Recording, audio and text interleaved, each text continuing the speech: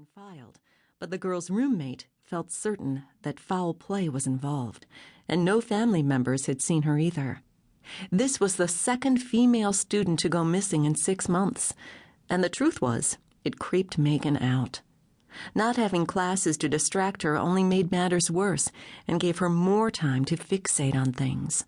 More than that, she regretted not giving up her space in this apartment last June, back when she'd begun to suspect that her roommate was turning into a wild child.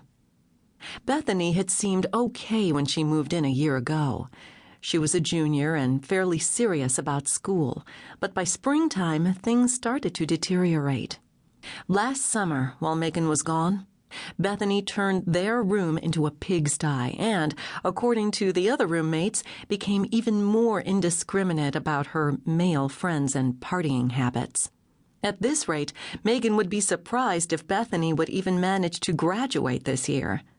Megan warned Bethany that her late-night partying would get her into serious trouble, not unlike the poor girl who had been missing since Friday. Megan used her foot to nudge several stray clothing pieces and mismatched shoes onto the skanky-looking pile of dirty laundry that seemed to be smoldering at the foot of Bethany's unmade bed. Then she liberally sprayed this festering mound with Febreze, her new best friend, and hoped that dirty laundry wasn't combustible. Satisfied that she was keeping the stench at bay, she returned to perusing the classifieds. She had to get out of here. Whether to escape her raunchy roommate or the fear of some campus criminal, today, she decided, was D-Day. D for determination. After slogging around in a slightly depressed slump for the past few weeks, she'd forced herself out of bed first thing this morning and went out to pick up the newspaper. Now, Megan was determined to 1. Get a job, any job, and 2. Move out. And not necessarily in that order. After carefully searching the Help Wanted section, she had wandered onto the housing ads, which, typical of autumn and the beginning of school, were less than promising. But that one with the luxurious 4 bedrooms caught her eye, and it sounded surprisingly tempting just now. But to send a resume? Just to rent a room?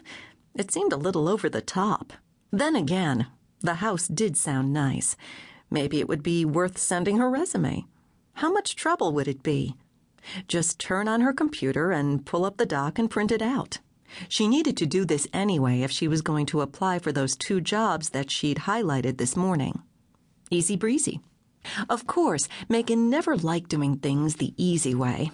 So, after she pulled up her resume, which she'd edited just 2 weeks ago, she felt compelled to go over it again thoroughly, tweaking here and there to make sure it appeared impressive enough for this upscale and classic house that she suddenly felt desperate to inhabit.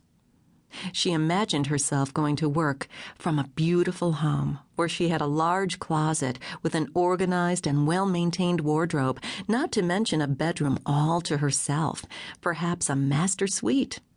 Maybe she would splurge on a bedroom set, even if it was simply from IKEA. And she'd get some cool bedding and bath linens and perhaps an area rug, too. It was sounding better by the minute. After about an hour, she was satisfied, or nearly. She printed out her perfected resume on pale pink stationery, something she would never do for a job interview because it would look too girly. But she hoped this might get the homeowner's attention. Megan wanted to show this woman that she wasn't just the run-of-the-mill unemployed college grad. She carefully folded the 2 pages and placed them in a matching pale pink envelope and, using her best penmanship, addressed it.